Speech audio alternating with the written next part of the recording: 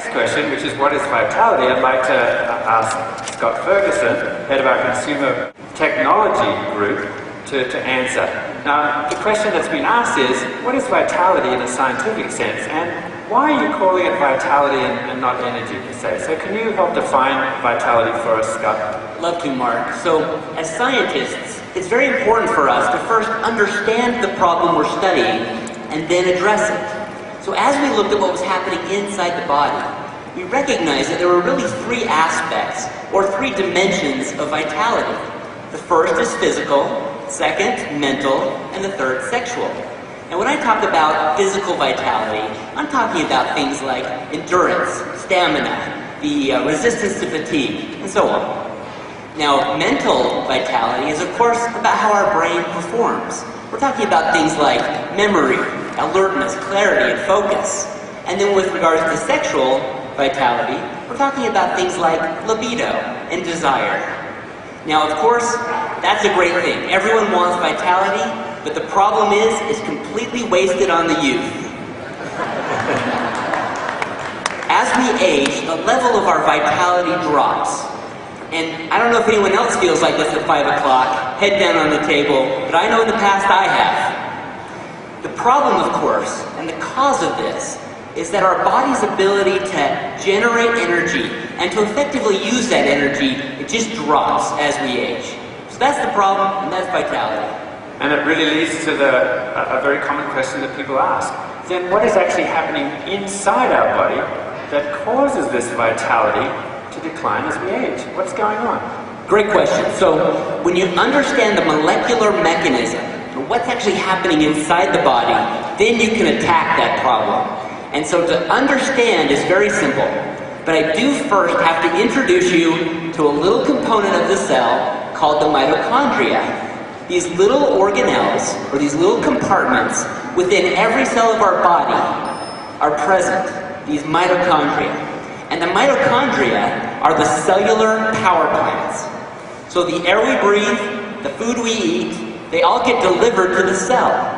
And the cell delivers that to the mitochondria, and the mitochondria create something called ATP. That sounds kind of technical, but that's just cellular energy.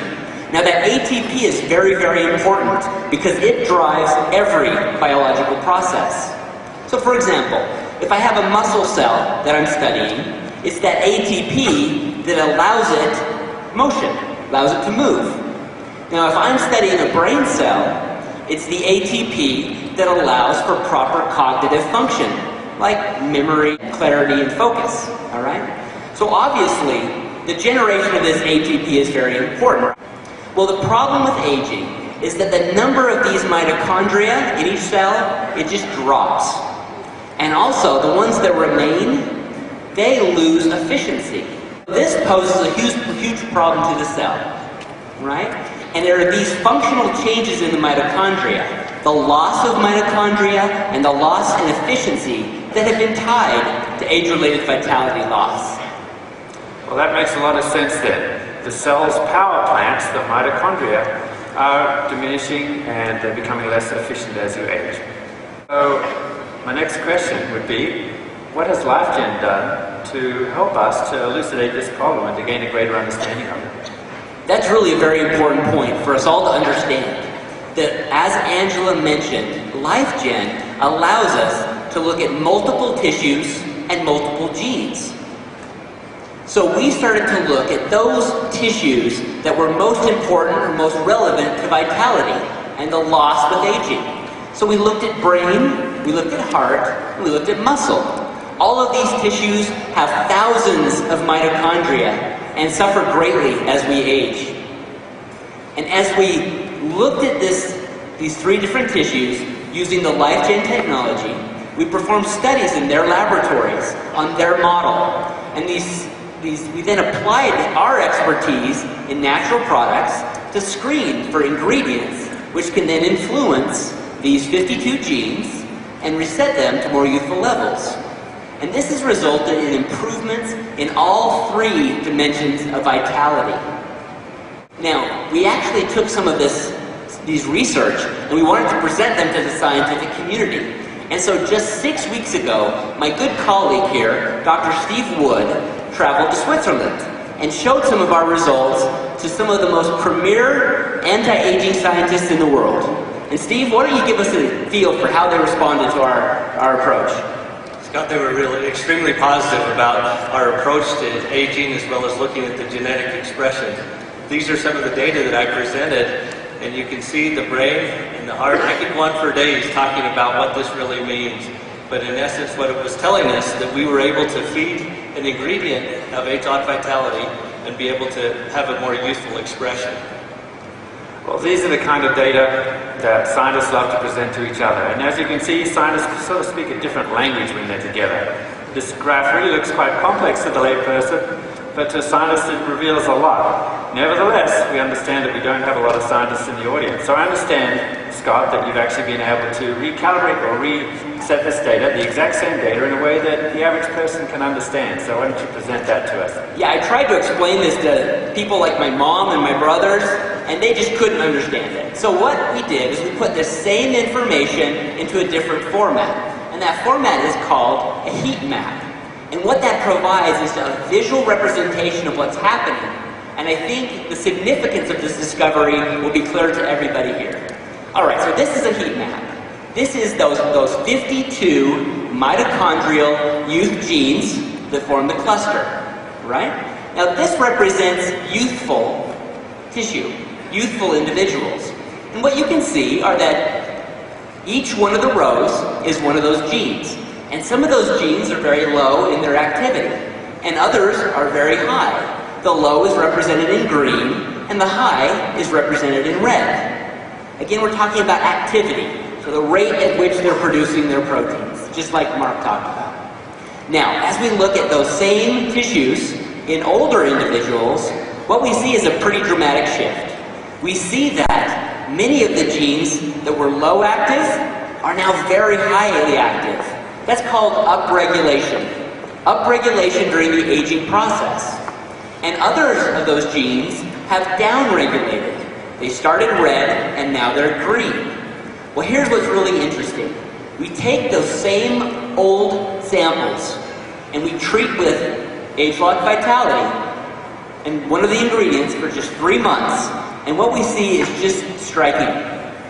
Here, this is an old individual set with the age-lock vitality science. And what you can see is pretty dramatic, right? You look at that on the right, and it is just visually clear that it is acting more youthful, right? I think anyone can see that that old individual with age-lock science applied can act more youthful, and as a matter of fact, 92% of these mitochondrial youth gene clusters show a more youthful profile after age-lock science. This is going to be a really nice selling tool for you in the field. So this is very exciting results for our research team.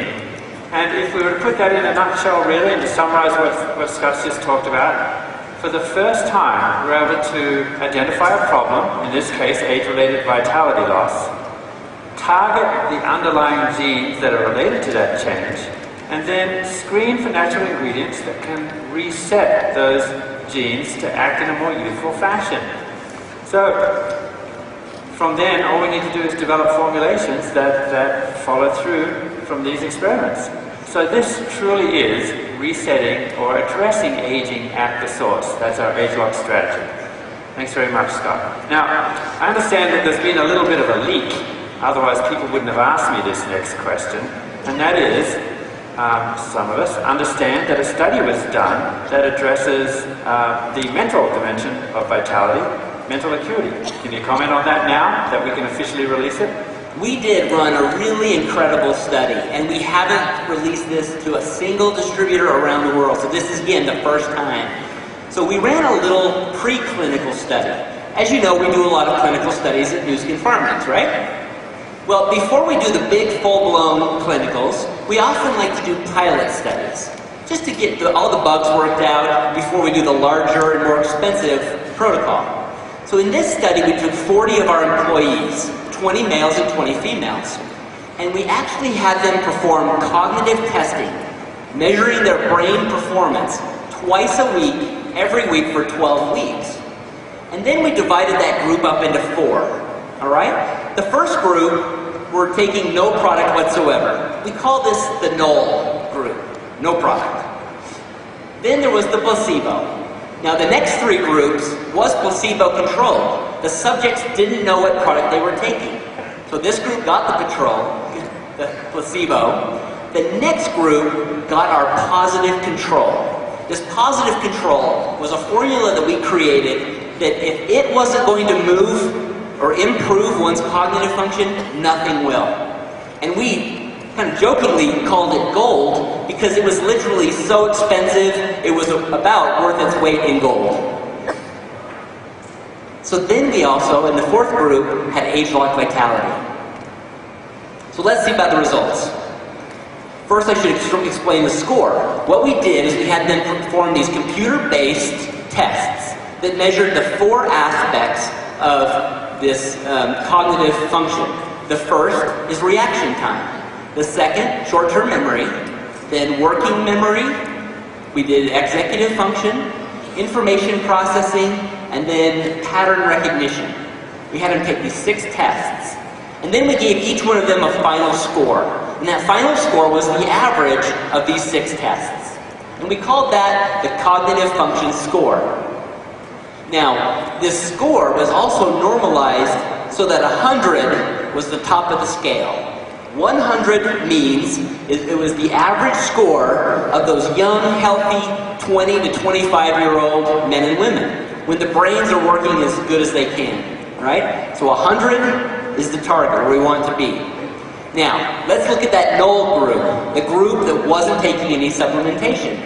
Over the 12 weeks, you can see they got better and better, but not dramatically better. And really, the old adage goes, practice makes perfect, kind of explains how they continue to improve, right? Now, what about the placebo? We've all heard of the placebo effect. Just simply giving somebody a pill and telling them this is going to make you smarter and your brain work better, is that going to help them perform better? And the answer was no. There was no placebo in this. What about our positive control? Our gold? How well did it do? Well, it did do better, but not statistically better. It was really kind of disappointing. But this represents what other companies are putting on the market. When you just formulate a product, literature only, and you don't do any clinical studies. And you can see here, it really didn't work. Now, this is where it really gets interesting. How did vitality fare?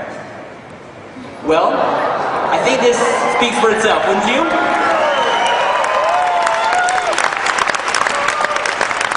And remember, this is placebo controlled. These groups didn't know which product they were taking. And also, take a look at that black line across the top, that 100 mark. Do you remember what that means?